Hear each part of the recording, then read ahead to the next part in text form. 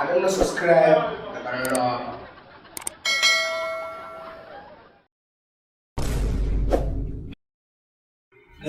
Shebin za ka mu, shebin sama-sama kaɗan, kai ya ciki kaɗan. Yau ba Sunday ba? Sunday. Kuran yau ranar kwalkwalci.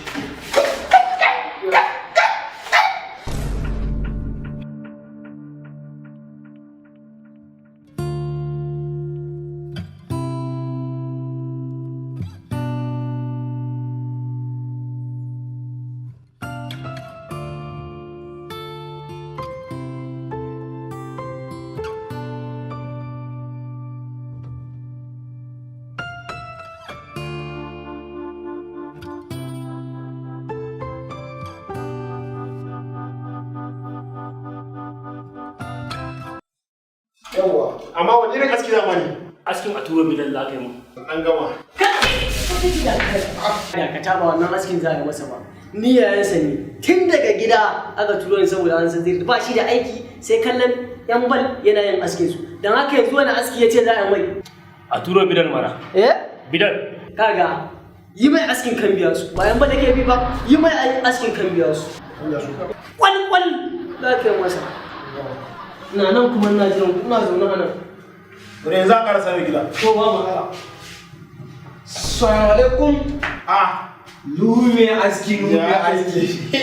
Barka da aiki lume. Ya gari da ba. Wallahi tallahi ai ta kala wallahi. Kafin ɗaurin ƙwarya na gama. Abu ya zo. Wallahi. La ilaha illallah. Ni wajen karasa miƙawa mai shayi da mai auna-aunan can na can. Wala ai lokaci yayi. Sai an yi Lokaci yayi. Annan.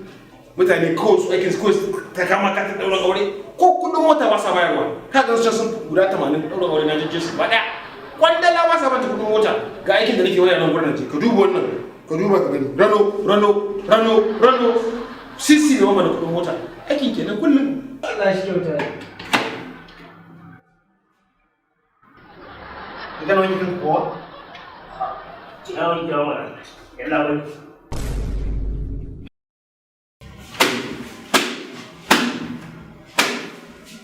Assalamu alaikum.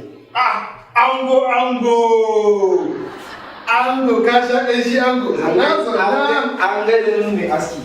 Ango namu. Ai ango. Ai ango abin da yake faruwa. Wato abu haka Allah yi. Ai na ga mutane an cika iya cika. Na zo wuri ina ta so mu gaisa ina ta ango ina mutane an bai ka ke gaba. Kana ta ɗaukan mutane jama'a na ce to tunda an yi wa yawa bari mu bari sai ka zo aski ni sai ga yawa na zo kawai sai mu gaisa da jama'a. Wai wani ɗaurin aure kake magana? Ɗaurin auren ka mana. Ɗaurin aure kowa ya san an ɗaga shi. So sai sa TV masu zuwa za a yi. Kakai yarinya ce ta mutu ai. Ka zo kana wani hankali ya yi gaba ana toto. To ni duk wanda bai zo ba kan nake gane shi. In ma ɗaurin auren ne ka zo kana hankali ya yi gaba ana toto. Ka zo. Kuma masu